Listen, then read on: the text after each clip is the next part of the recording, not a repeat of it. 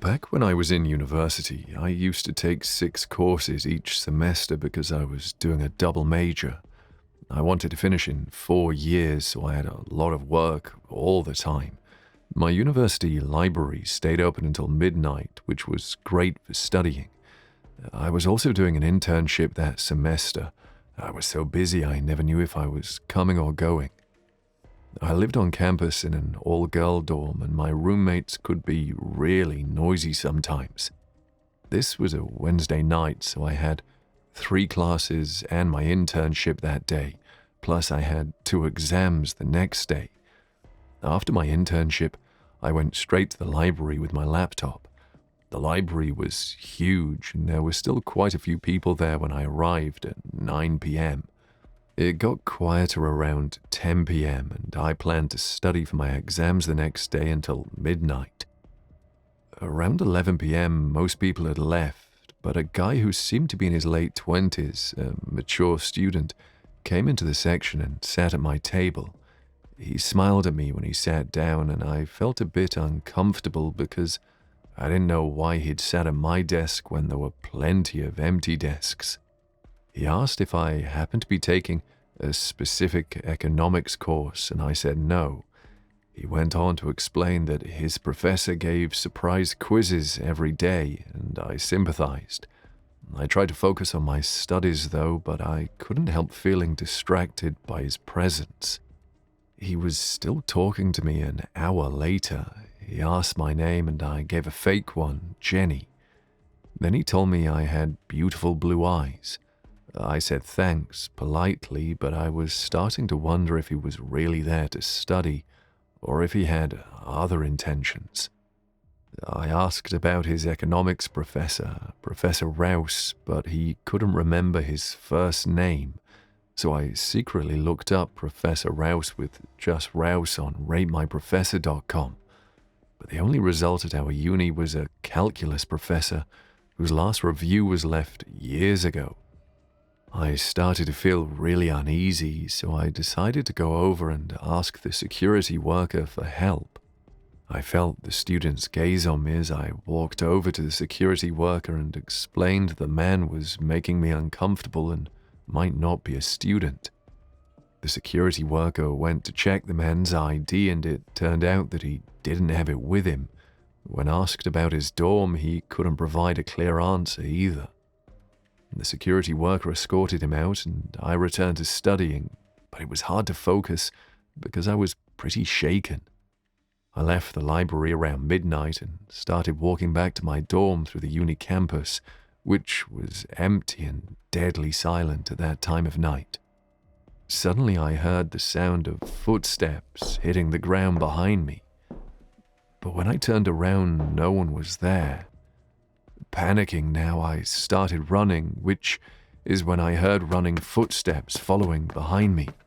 The man from the library caught up to me, tackled me to the ground, and covered my mouth.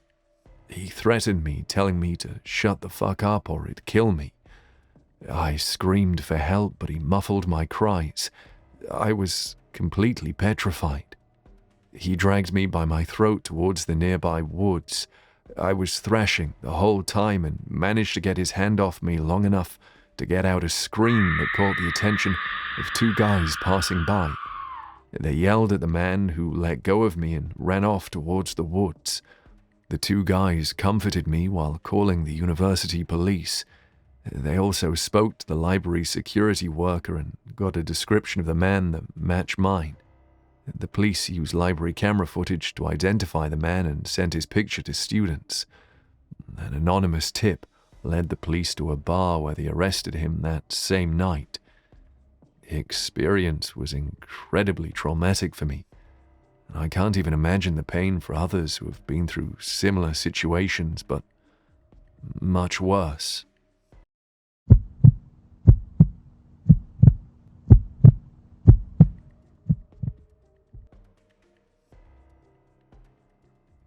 When I was 7 years old, we moved to a new town because my dad had a new job. I don't remember much from before that. Most of my memories are just a blur. This story is from that time when I was maybe 5 or 6. There was a library in our old neighborhood not far from our place. My mum often took my little brother and me there. My brother was only a toddler at the time. Well, one day we started at the mall, spending a lot of time with our mum shopping. Whenever we went to the mall, we got ice cream from McDonald's. I remember that because on our way to the library, I still had some ice cream left. At the library, there was a place for kids to play on computers. I played games while my mum did her stuff. After a while, I got bored and walked through the kids section of the library, searching for I Spy books. I heard a voice whisper behind me, but when I turned, I didn't see anyone. I looked at the back wall and suddenly, half of a man's face peeked from behind a shelf. He said peekaboo and I laughed. He did it again and I laughed again. Then he showed me where the I Spy books were. I didn't feel like I was in any danger at all. He took my hand and helped me find the books. I picked my favorite one and we sat down at a table in the corner. He asked me about myself while we read. He asked who I'd come with and I said my mum and little brother. He then told me about a playroom downstairs that I didn't know about. It was used for meetings, he said, and had lots of toys in it. He said we could take the book there. So we went downstairs and there were toys, a Lego table and chairs. He put the book down on the Lego table. That's when things got weird. He started trying to force me to play with the toys, but I got uncomfortable and said I didn't want to. Then a female librarian's voice came over the speakers calling my name and telling me to come to the desk.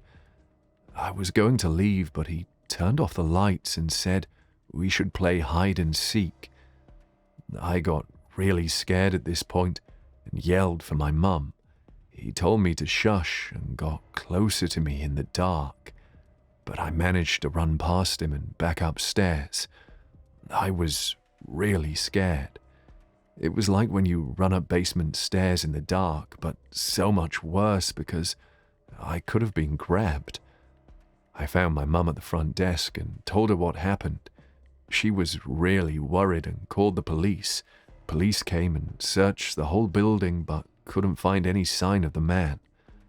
I talked to a lady who asked me questions. I don't remember much more than that. I don't like thinking about this, so I never asked my mum much about it. It was a really uncomfortable experience that I'd rather forget.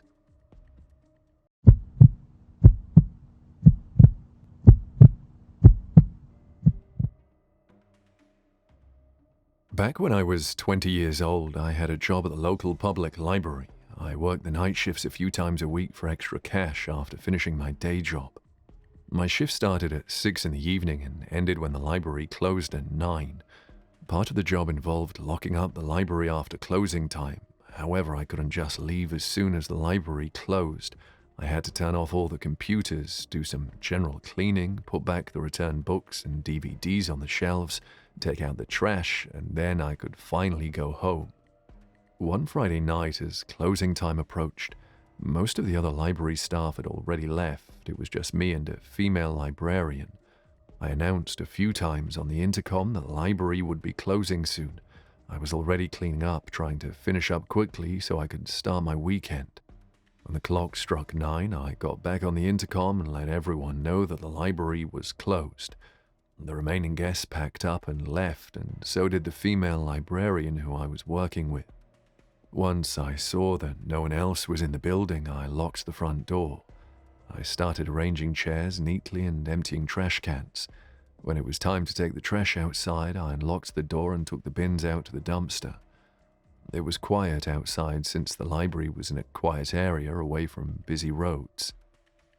When I came back inside, I locked the door again. All that was left to do was put the returned books and DVDs back on the shelves. I grabbed the boxes and started with the DVDs since they were easier to manage. As I was doing this, I thought I heard a noise from one of the book aisles. I walked over and found a book that had fallen off the shelf. I put it back and wondered how it had happened. I continued my work, but I heard another noise. Something was going on. This time I found two books on the floor in another aisle. I walked around and announced the library was closed, but there was no response. I walked over to the children's section and saw a woman in a nightgown making strange growling sounds like a rabid animal and throwing books off the shelf. She looked completely possessed, out of control. I was scared, so I yelled that the library was closed. There was silence for a moment, but then she began growling again. I went to the office and locked the door, then called 911. I explained that there was a woman acting strangely in the library and that she might need medical help. I was asked if I had approached her, but I hadn't because she seemed dangerous. The operator told me to watch her from the office. She asked me if she was still in the same spot, so I pulled the office blind back to check, and she screamed in fright because she was up against the window, growling. I told the operator what was going on, and as I did, the woman started banging on the window, yelling gibberish at me through the glass. Then she tried to open the door, but she couldn't, so she sat down on a chair facing the office door and waited, still making weird noises the whole time. The police eventually arrived along with an ambulance, and the woman was taken away.